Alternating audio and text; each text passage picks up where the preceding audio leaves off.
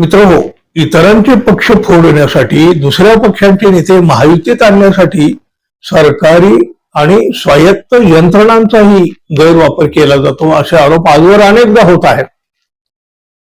ED, CBI सारख्या महत्वाच्या यंत्रणा तर भाजपच्या खेळण्यातल्या वस्तू झालेल्या आहेत. एखाद्या नेत्याच्या मागे ईडी लागते आणि भाजपात किंवा महायुतीमध्ये तो नेता दाखल झाला की मग त्याच्या सगळ्या चौकशा बंद होतात, इतिहास जमा होतात. राज्यामध्ये आणि देशामध्ये अशी कितीतरी उदाहरणं देता येतील किंवा ती उदाहरणं आपल्या समोर आहेत सुद्धा. संजय राऊत किंवा मग अनिल देशमुख यांच्यासारखे काही मोजकेच नेते असे आहेत की त्यांनी ईडीच्या छाताडावर पाय देऊन आम्ही आमचा स्वाभिमान विकत नाही हे दाखवून दिलेलं आहे.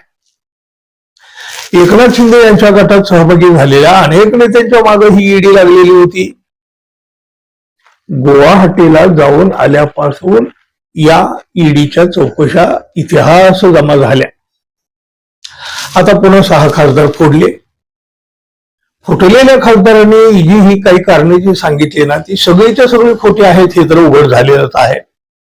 मग तरीही हे 6 खासदार का फुटले? जवळपास वर्षभरापासून हा सगळा खेळ सुरू होता.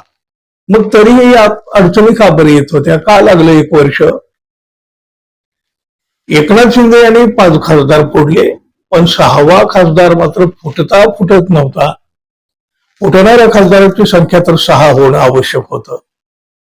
शेवटी 6वा खासदार देवेंद्र फडणवीस यांच्या प्रयत्नानं फुटला, आमिषानं फुटला की मग कुठल्या दबावानं? हा प्रश्न निर्माण होण्याचं कारण म्हणजे या 6 पैकी 1 खासदार संजय जाधव. परभणीचे खासदार संजय जाधव यांनी आपली इच्छा नसताना उद्धव ठाकरे यांना सोडावं लागलं आणि शिंदे गटामध्ये जावं लागलं असल्याचं म्हटलं आहे. ठाकरे यांच्यामुळेच आम्ही इथपर्यंत आलो. बदलते राजकीय समीकरण, परिस्थिती यामुळे काही निर्णय इच्छा नसताना घ्यावे लागतात अशी खंत सुद्धा या जाधव यांनी व्यक्त केलेली आहे. ठाकरे कुटुंबाच्या बद्दल आपली कोणतीही नाराजी नाही. राजकीय समीकरण बदलली त्यामुळे इच्छा नसताना सुद्धा मला निर्णय घ्यावा लागला. उद्धव ठाकरे मला समजून घेतील अशी अपेक्षा सुद्धा या संजय जाधव यांनी व्यक्त केलेली आहे. म्हणजे बघा, उद्धव ठाकरे यांच्याबद्दल कसली नाराजीही नाही, त्यांना सोडून जाण्याची इच्छाही नव्हती.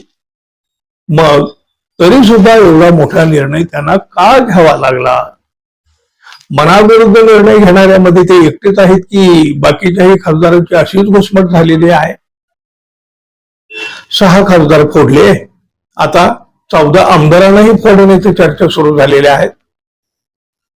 लोकांनी निवडलेल्या लोकप्रतिनिधींना अशा पद्धतीनं बळजबरीनं मनाविरुद्ध असं जर पळवून नेलं जात असेल तर मग आपल्या निवडणुकांना तरी काही अर्थ उरेल का? नव्हे, सध्या तरी या निवडणुकांना काही अर्थ उरलेला आहे का? काय म्हणाल मित्रांनो तुम्ही? जरूर सांगा. आणि जाता जाता आपल्या चॅनलला सबस्क्राईब करावं ही एक अपेक्षा आहे. धन्यवाद. पुन्हा भेटू. नमस्कार.